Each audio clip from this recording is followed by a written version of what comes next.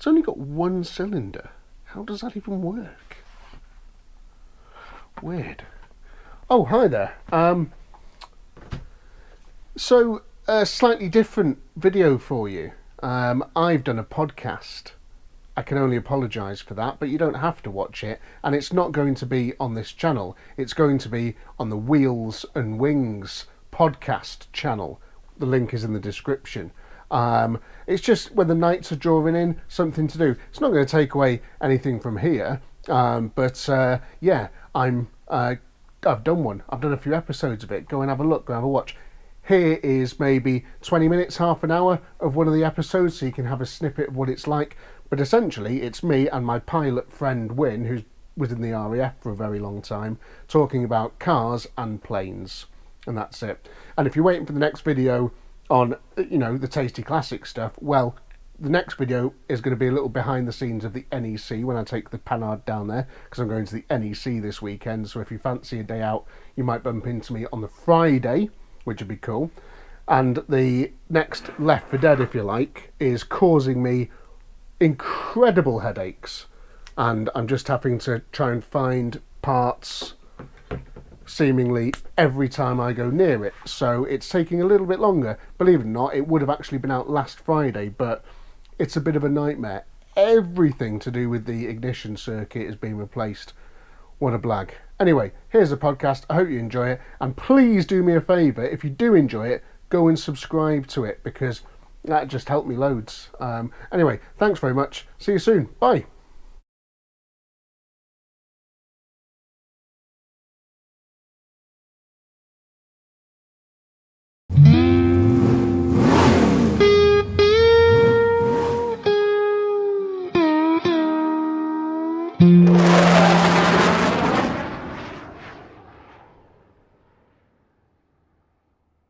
Potentially podcast number 4, but we feel like it could be podcast number 1 because we've only just found out how to use all this equipment.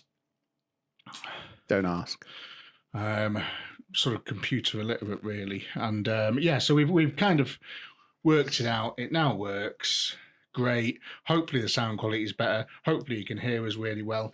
My name is Ben Molesworth. You might know me from Tasty Classics, and you might not.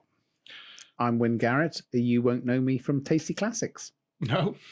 What might they know you from? They won't.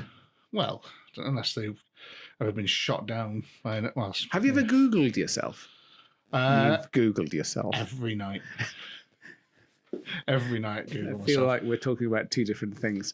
Anyway. Just to see if anything's been added. Oh, okay. We are talking about the same thing. Yeah. I come in at, I think I come up in about 4 10K races from 2007. That's it. And just the results. And a LinkedIn profile. What is LinkedIn for? It's a fucking load of bullshit, isn't it, LinkedIn? Well, yeah. I work in the corporate world, and a lot of people are very excited about it. But how the longevity of that platform is a mystery as well. Yeah, I've never once been anywhere near it or used it or anything, and I've had one person message me saying they were from it, and can they see my profile? And I was like, I'm not even on it. We're coming at this from a different angle. So I've got 500 connections on it. What does that mean? Is that like Facebook friends? Yeah. Right. Okay. Yeah, except that it's all really serious people who do interesting jobs. Interesting jobs. As far as they're concerned. Yeah. And it's a way to get a job in a specific field. So if you're in aviation, then there's going to be hundreds, thousands of people in the aviation world. So you're going to say, yeah, so I've done all this stuff, man. And it's there, and people can see you, and they will contact. I've been contacted from a headhunting sort of point of view. So is that its end goal then? I don't think so. I think you have your network of people. Yeah. I'll get my people to talk to your people. I can't. I hate it. It is bullshit, isn't it? It is total bullshit. I don't think it's bullshit. It just doesn't work for me. No. There's a lot. Yeah, no, not my thing either, slag LinkedIn off all we want, can't we? So this is our sort of first proper one, and it's going well so far, isn't it?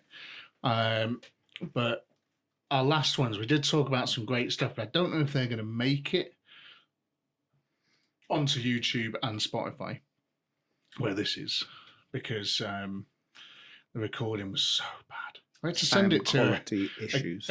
A Silicon Valley guy in California, didn't we, called Cameron?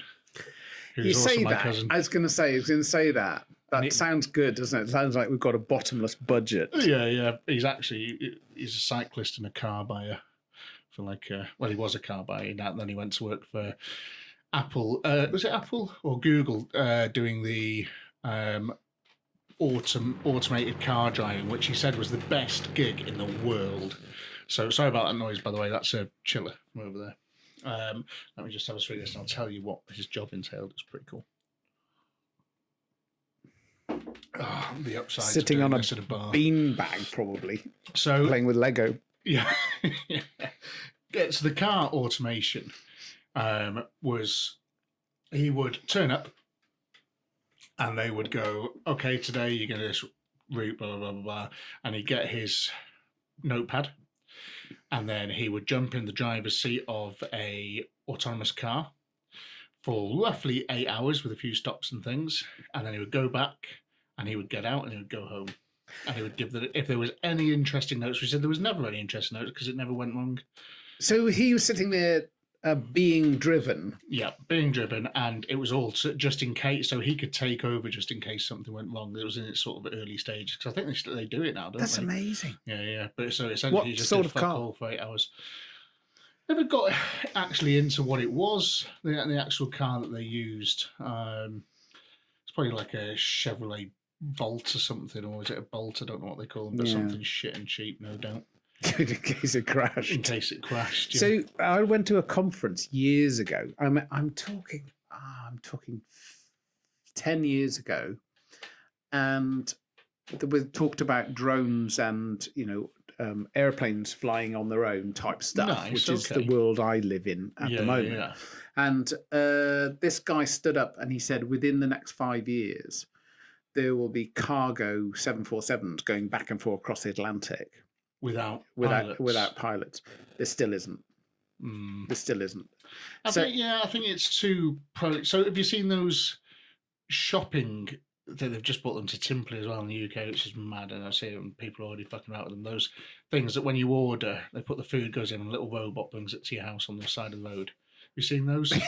Yeah, and people fuck about with them. Yeah, and that's the problem. They do. Yeah, and that's the issue. It's just like I think there's too many humans that want to see it all go wrong for things like that to work. The man in the machine. Yeah. I think it's there's no chance you can ever make it work because someone out there wants to push it over. I think it could be same with the 747, couldn't it? As soon as it's coming into land when there's no pilot in it, someone just park a car on the runway or something and be like, what's it going to do now?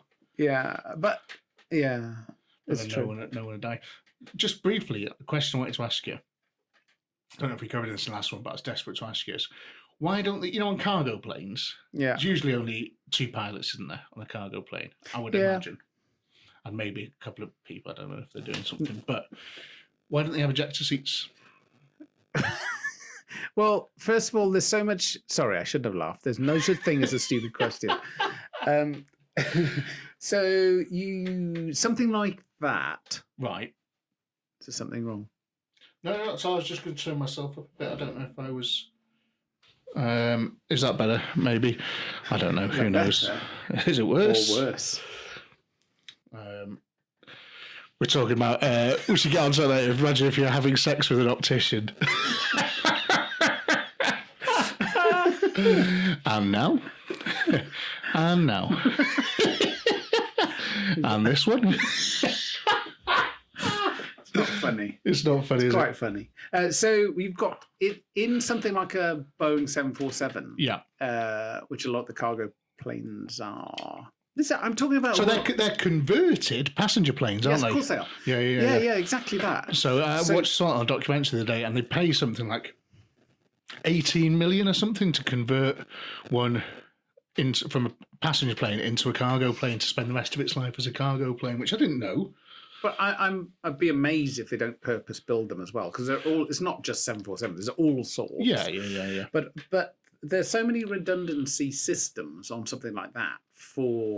They don't suddenly go, it's only for cargo, so we'll just put some wire and string, and you can just fly it all the way, mate.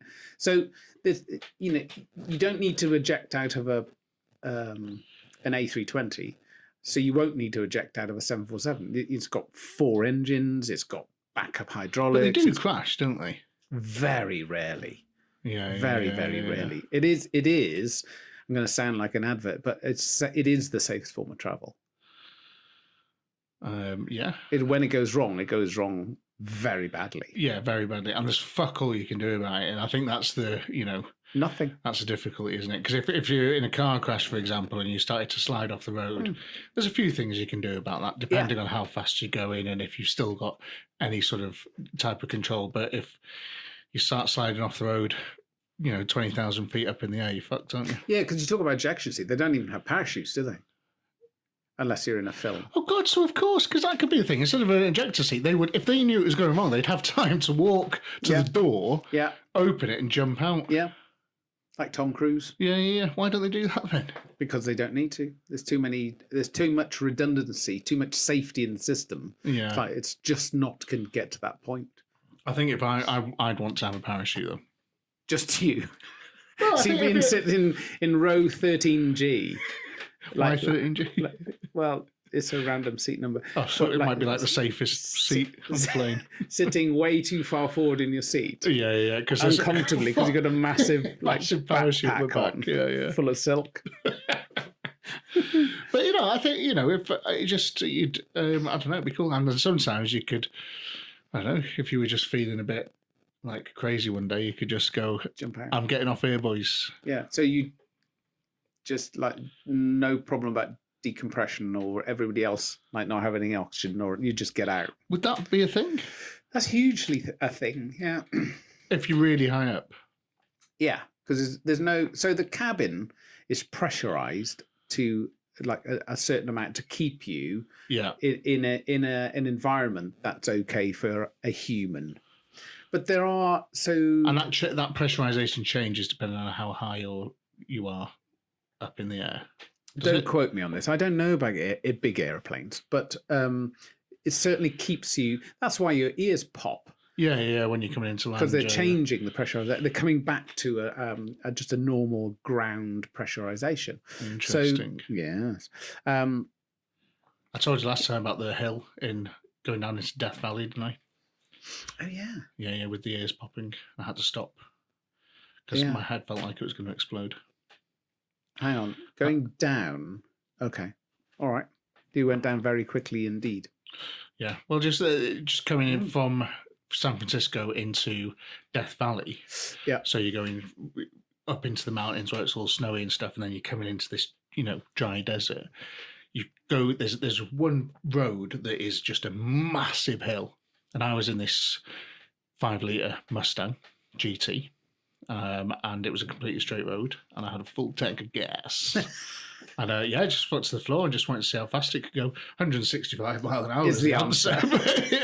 It was great, and but sort of very, very quickly into it, my ears started to pop. Oh yeah. Like in a real painful manner. Sorry about that, cooler again. Real painful manner, and. It was just one of them, I sort of had to stop and go, fuck, I didn't realise this happens in cars. Well, that's one of the things. So when you're flying a jet, you need to make sure that you haven't got any traces of a cold or anything like that. Ooh, right, okay, why is that? You can blow your eardrums. So going up's all right.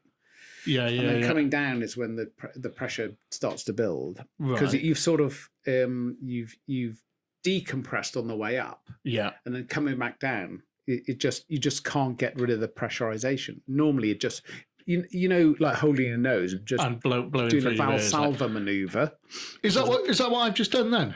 Yeah. Did your ears pop? Yeah. So that's what's it called? A Valsalva maneuver. Yeah. It sounds like an early 90s dance tune, doesn't it? Valsalva maneuver. Yeah. So that's a good test. So if you couldn't clear your ears on the ground, you wouldn't go flying. And I have ignored that and gone flying, and it's horrible because I was flying on my own. It's sort of fine because you start to come down and go, oh, this is horrible. So you go back up again where it feels fine and just come down really slowly, a little bit at a time. But I've had the sinus. This is weird. Just remember this: the sinuses, which like go above here, it's just like capillaries, and it's just like yeah. So, but it's full of crap. But so there's little pockets of air in there. They were like making little like popping and cracking and like squeaking noises, like in the front of your head. Bloody hell! That's not good, is it? No. So at that point, just stop, pull over, get out. It's exactly what you do. Yeah. So what? Okay. So the thing about decompression, there is a I can't remember his name. People will know. Some of the guys on here will know who this was, but there's a very famous golfer who's in a private jet. If you think of the aluminium tube of a private jet, it's not very big. Yeah. So if it decompresses, it happens really quickly. Right. So like all the oxygen's gone, and you better get that oxygen mask on. You know that drops down. That thing. You know, like do yourself first before your children. So if for example, what's the, you're cruising at what, is it 20,000? I don't know how high. 30,000, 40,000. In a little, some of these little biz jets go up to like 50,000 feet. They're amazing. Okay. Is that to stay out the weather and stuff? Out of the weather. Yeah. Which is definitely a big part of it. And above all the airways, all the sort of people going to Malaga. All the riffraff. Yeah, the riffraff. Oh, that's awesome. Price out the hoi polloi. That's so cool. But as a result, when it decompresses, it happens really quickly. And if you don't get that... So when you say if it decompresses, so for example, if you were to kick the door in or shoot a gun... Yeah. Wow, nice. Yeah. Fire a cannon through the fuselage. You can have what's called an explosive decompression. Right. And there is no oxygen there. So what happened in this particular business jet, nearly got the name of the golfer.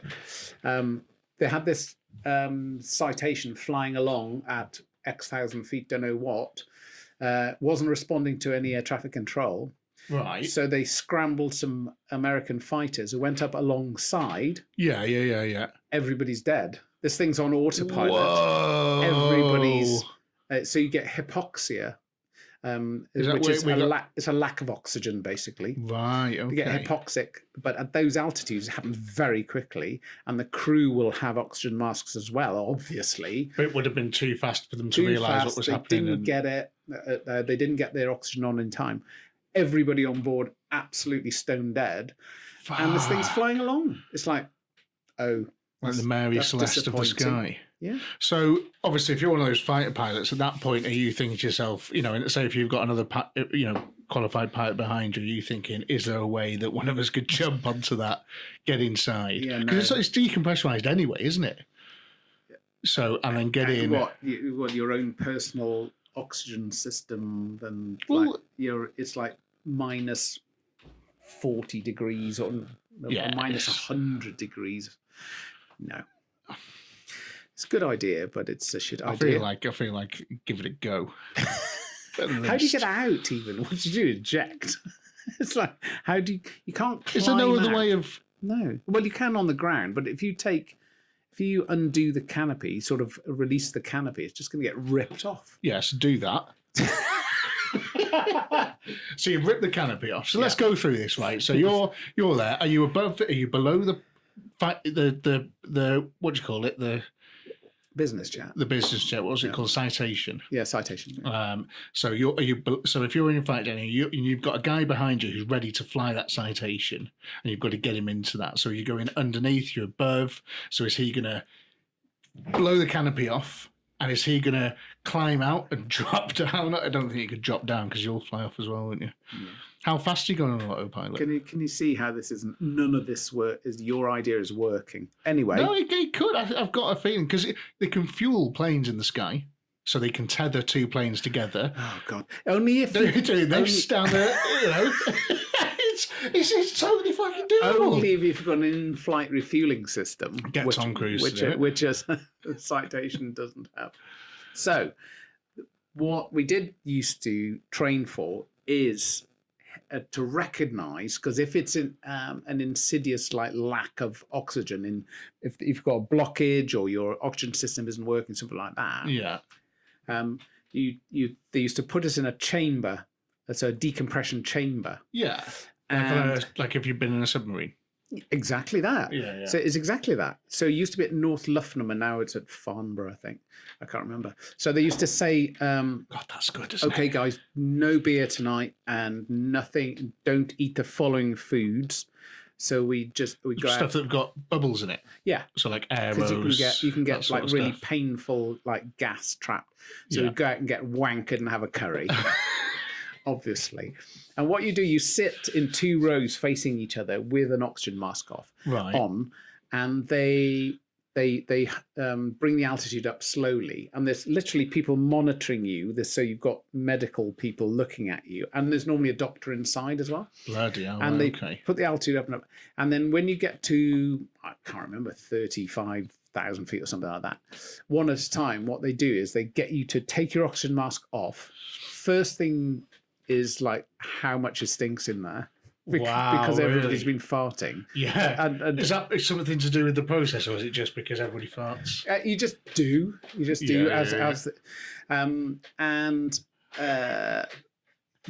The idea is to identify your hypoxia symptoms. So everybody's are different, and you normally have 2.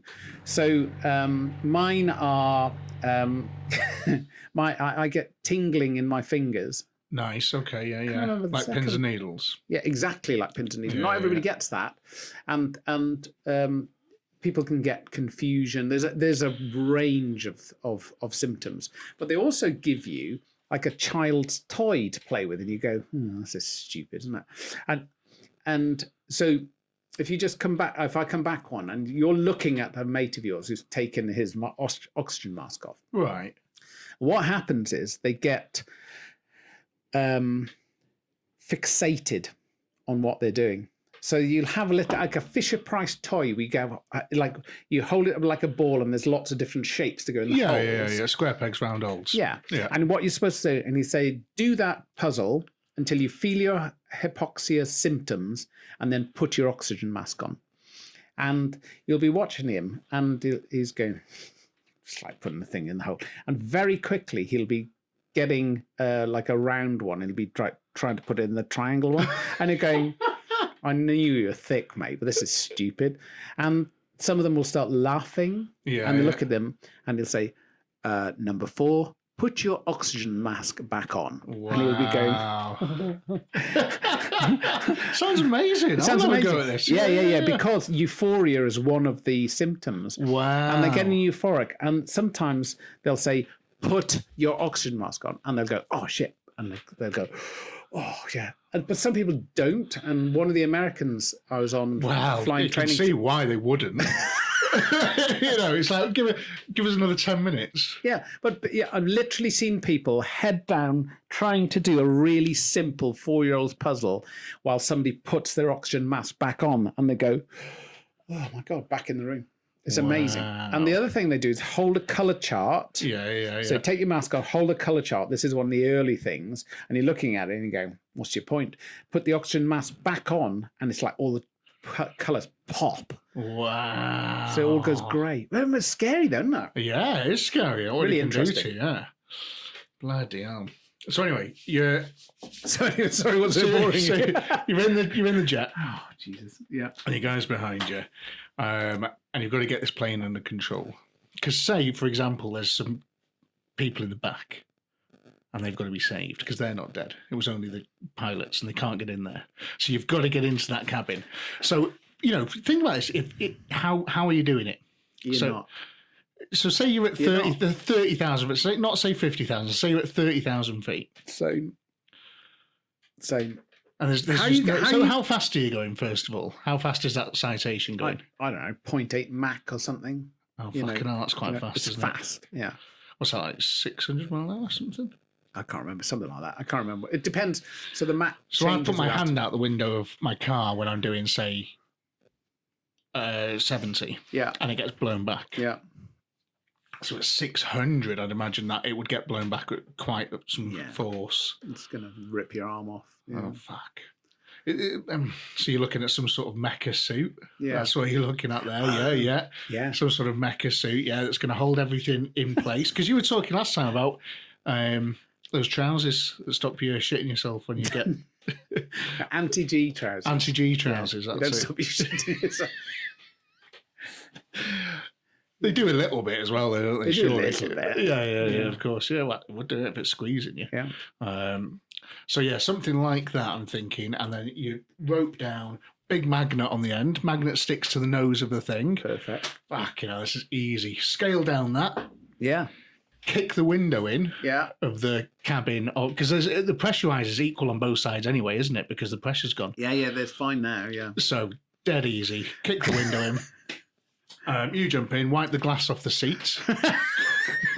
I like your level of detail. Yeah. And then, so at that point, you've brought with you in your backpack a sheet of Perspex and some No More Nails. And hopefully a lot of oxygen for you. Oh, yeah. So you're, oh, no. Well, I was sorry. That was a given that you were wearing an oxygen tank and thing. Yeah. Full diving gear. And so you then, so you climb in and you put your Perspex and your No More Nails on there. So your window's back to spec. Perfect. Done. And then you just take over and fly it and land it safely and save all those people. I think it could work. I think you're being pessimistic about You it. could probably set up a company based on this. See if anybody. You'd have to get up there and get to the plane as well, but I think you could, couldn't you? Right. So there's a question for you. Do you know this answer? So if you're in a citation doing 600 mile an hour, Yeah. and you get the call that you need to go up and meet that in your fighter jet.